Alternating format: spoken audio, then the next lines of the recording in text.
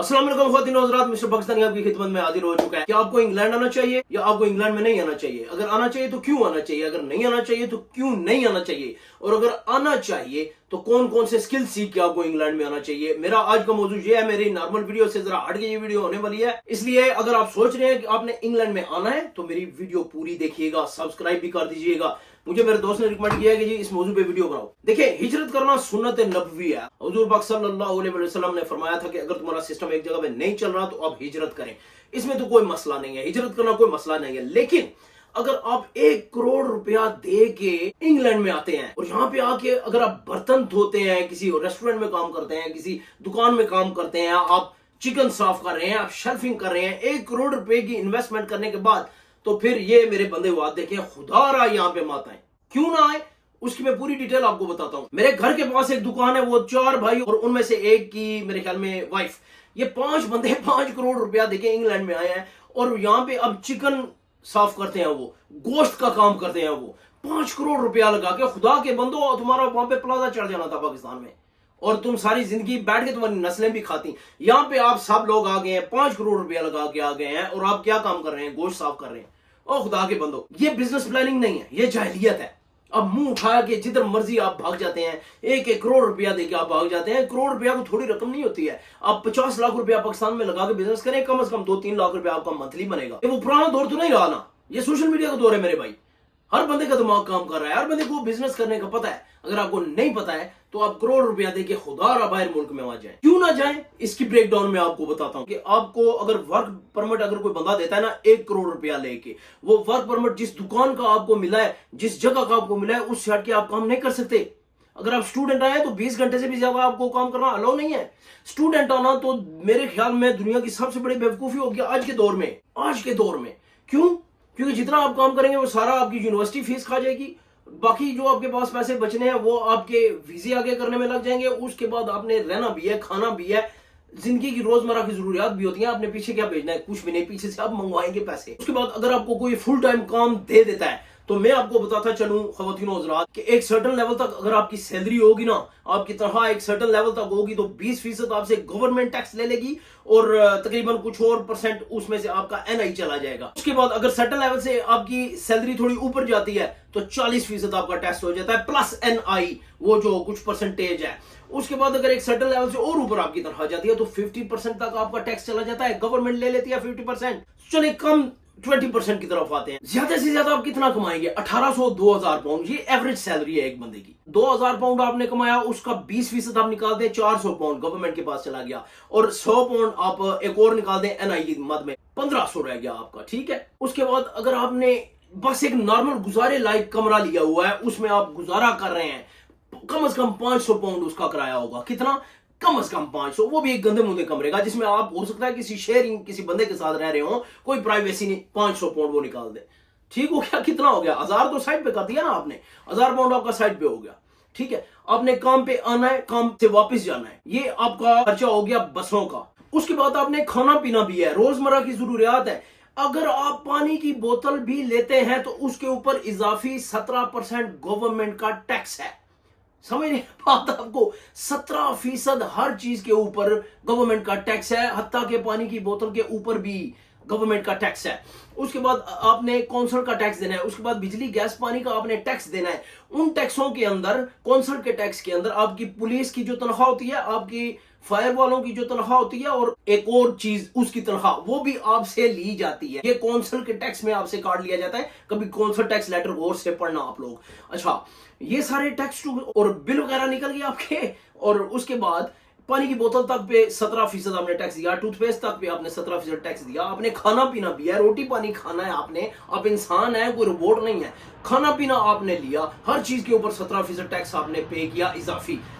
पीछे आपके पास क्या बचा? 300 या 200 पाउंड 2000 में से बचेगा, वो आपने पीछे कैसे भेजना है? मुझे आप बता दें। 200 पाउंड का 1 लाख रुपया भी नहीं बनता। और अगर खुदा ना खास्ता कोई छोटी मोटी इमरजेंसी पड़ गई ना, यहाँ पे को कपड़ा जूती आपने लेना है, कपड़े आपके फट गए, शूज आपके फट गए, तो वो 200 पाउंड भी नहीं बचना। जो बंदा इंग्लैंड के अंदर रह रहा है उसकी बात मानो। अच्छा, अगर आपने आना ही आना है, मेरी बात आप सुन, ठीक है, मैंने आपको ब्रेक डाउन बता दिया, एवरेज सैलरी बता दी, खर्चे बता, ये मोटे मोटे खर्चे मैंने आपको बताए हैं। अभी ब्रेक डाउन में अगर करना शुरू करूँ ना, तो हो सकता है आपको पाकिस्तान से और मंगवाने पड़ जाए पैसे। समझ आप बात को। उसके बाद अगर आपने आना ही आना है, तो ये जो हमारी कौमियत होती है ना, इसको पीछे छोड़ के आया करें। राजा साहब, चौधरी साहब, मिर्जा साहब, मुगल साहब, मलक साहब, ये सारी जो कौमियत है ना, आप पाकिस्तान में छोड़ के आया करें। सबसे ज्यादा पैसे कमाने वाले यहाँ पे आपके ये बार्बर हैं, जो बाल काटते हैं आपके, बहुत पैसा कमा रहे। अब वो मैं कोई इंग्लैंड में जाके बाल काटू, भाई मेरे उधर ही ठीक हो, सही है। उसके बाद प्लम्बिंग, इलेक्ट्रिशियन, और आजकल एआई का दौर है, आप एआई सीखें। उसके बाद साइबर सिक्योरिटी का कोर्स करें। आप कोई कोर्स करके आए, ये नहीं कि हमारी जिंदगी बाप की कमाई खातर है। हमारे पाकिस्तान में गुर्बत क्यों है? वो इसलिए है कि एक बाप काम कर रहा होता है, आगे उनके हो सकता है 10 बच्चे हो, 10 के 10 मुस्टंडे घर में बैठे हुए होंगे, आगे उनकी भी औलादें हो गई हैं, ठीक है। बाबा जी थके अरे आए हैं, बाबा जी खुश हो जाते हैं पोतों दोतों से मिलके। ओ खुदा का खौफ करो, निकलो इन चीजों से, है। बाबा जी वो उधर सारा दिन काम करके आते हैं, आगे मुस्टंडे 10-10 बैठे हुए, आगे उनकी बीवियां और उनके भी आगे बच्चे, और एक बाबा जी काम करें। क्या जी, गुर्बत बड़ी है, हमारा गुजारा नहीं हो रहा। एक बुजुर्ग काम कर रहा है, उसने घर का खर्चा भी चलाना है, बिजली गैस पानी खुराक वो सब का भी करना है, और आपके मुस्टंडों को भी कपड़ा जूती लेके जाना, आगे उनके बच्चों को भी लेके देना है, उनकी बीवियों को भी लेके जाना है, तो गुर्बत ही होगी ना। हर बंदा अपना काम करे, हर बंदा अपना खर्चा उठाए, ये होता है गुर्बत का हल। ये नहीं होता कि मैंने जमीन जायदाद सारा कुछ घर बेच के गिरवी रख के मैंने इंग्लैंड चले जाना है। इंग्लैंड में दरख्तों पे लग रहे हैं पैसे। मैं 20 साल से इंग्लैंड में बैठा हूं, मैं स्टूडेंट आया था, मैं सारे सिस्टम को पढ़ चुका हूं, और मैं नहीं चाहता कि जो मुश्किलात मेरे ऊपर गुजरी है आप में से किसी के ऊपर गुजरे। यहाँ पे खुदा के बंदो भूखे काटनी पड़ती हैं, भूखे पेट रहना पड़ता है खुदा के बंदो। और मैं अपनी माँ से भी ये इल्तमास करूंगा कि खुदा का वास्ता है, अपने बच्चों को मम्मी डैडी मत बनाए शुरू से, मेरा बुज्जा, मेरा कुकू, मेला मुन्ना, मेला चोना नहीं। सारी जिंदगी आपने कुकू मुन्ने के साथ नहीं रहना, उसने दुनिया के साथ जंग करनी है, उसने दुनिया के थपेड़े खाने हैं। ये कुकू मुन्ना सारी जिंदगी होता रहेगा तो वो आगे चल के क्या करेगा? आगे से उसकी शादियां भी करवा देते हैं। अबू जी काम कर रहे हैं ना, हाँ तुम बस शादी करो, बच्चे शच्चे पैदा करो, चलो मौज करो। अबू जी ने सारी जिंदगी सर पे नहीं रहना ना, बाद में उसकी जिम्मेदारी है। फरमाइशें करेगी ना जब बीवी, तो फिर अबू जी 1000 रुपया, अबू जी पहले ही जमीन में दफन हुए पड़े, ऊपर से 1000 रुपया दे, मेरी बीवी को बर्गर खाना है। ओ खुदा के बंदो, अपना अपना खर्चा खुद उठाओ, पाकिस्तान से गुर्बत भी खत्म हो जाएगी। हर चीज वो गवर्नमेंट ने ये नहीं किया, गवर्नमेंट यहाँ पे गवर्नमेंट दे रही है, हमें काम कर रहे हैं। यहाँ पे कोई रेस्टोरेंट में काम कर रहा है, पाकिस्तान में रेडी लगाते हुए मौत पड़ती है। क्यों जी?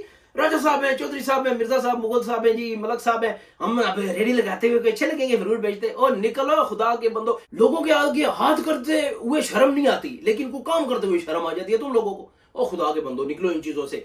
इंग्लैंड में अगर आना है तो स्किल्ड काम सीख के आना है, चाहे वो कंप्यूटर से रिलेटेड हो, आईटी रिलेटेड हो, कोई भी काम सीख के आए। अगर आपने प्लम्बिंग करनी है, इलेक्ट्रिशियन बन के आना है, और बाल काटना लाजमी सीख के आना है। यहाँ पे यहाँ से इधर चर उधर चुर, ये 20 पाउंड वो पड़े हैं। और कई तो इतने बिजी हैं कि अपॉइंटमेंट लेनी पड़ती है, 100 पाउंड से नीचे वो लेते नहीं है। 100 पाउंड पाकिस्तान का 38,000 38,000 रुपया बनता है एक चार चूर करने का, और दिन में 10 बार चार चूर करो ना तो 3,80,000 दिन का हो गया। हाँ, सूखी टोरे मिर्जा जी, राजा जी, नो नो नो। इन चीजों से जब तक आप कौमियत बाजी से नहीं निकलेंगे, हमने तरक्की नहीं करनी। हर चीज का हाल गवर्नमेंट नहीं, गवर्नमेंट घर में तो दाने नहीं ना देगी आपके, आपने खुद काम करना है। अगर आपने बाहर मुल्क में कहीं जाना है, पूरी अपनी रिसर्च करनी है पहले कि कौन से मुल्क में जाएं, कौन से मुल्क में स्कोप है सेटिंग का, और उस मुल्क के हम पेपर लेके कहां जा सकते हैं। जरूरी नहीं कि आप इंग्लैंड में आए, ब्रिटिश नेशनल हो फिर दुनिया घूमे, किसी और मुल्क में जाए उसके नेशनल हो फिर इंग्लैंड आ सकते हैं ना। इजी वे आउट ढूंढा करें, इजी वे आउट। ये मत कहा करो मैंने प्रदेश 10-15 साल काटी फिर मुझे मिले। वो कौन सा तीर मार लिया मेरे भाई? 10-15 साल तुमने जो जाया किए ना इंग्लैंड में आके, अगर तुम किसी और मुल्क में चले जाते, हो सकता है 5 साल में तुम्हें पेपर मिल जाते और तुम इजीली इंग्लैंड में आके कोई बिजनेस कर सकते थे। दिमाग खोलो खुदा के बंदो, एमी मुंह उठा के इंग्लैंड जाना है जी, इंग्लैंड जाना है जी। मेरे दोस्त ने कहा था कि इस मौजू पे वीडियो बनाओ, क्यों मेरा जो चैनल है ना फूड से रिलेटेड है, मैं फूड ब्लॉगर हूं, लेकिन इस पे मैंने गुफ्तगू करना जरूरी समझा क्योंकि मैं 20 साल से, मैं छोटा सा आया था इंग्लैंड में, 20 साल से इंग्लैंड में बैठा हुआ हूं।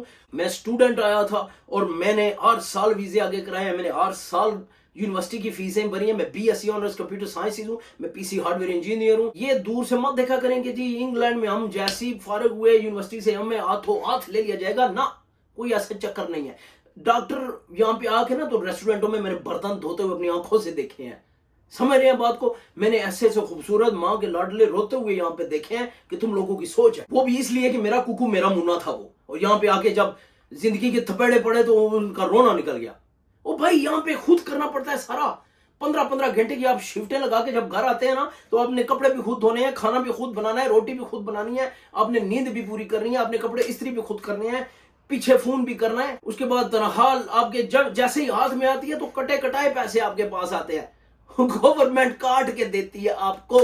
और जब आप कहते हैं कि मैं टैक्स नहीं पे करना चाहता, मैं किसी लोकल दुकान पे काम करना चाहता हूं, जब आप लोकल दुकान पे काम करने के लिए जाएंगे ना तो जहां पे 12 पाउंड 71 पैसे घंटे का मिनिमम रेट है ना, वो आपको 5 पाउंड देगा जी, क्योंकि आप खुद 2 नंबरी कर रहे हैं, उसको आप चैलेंज कैसे करेंगे? नहीं चैलेंज कर सकते भाई। तो जब वो 5 पाउंड आपको देगा तो 12 पाउंड 71 पैसे बुरी थी कि उसमें से तो सिर्फ 20-22% उसमें से कटेगा ना, तो वो ठीक नहीं था। तो दिमाग के दरीचे खोल के आया करें, ये मम्मी डैडी कुकू बाबू ये बन के मत आया करें, मेरे बाबू ने खाना खाया, मैंने बूबू ने खाना खाया, ये छोड़ के आया करें पीछे पाकिस्तान में।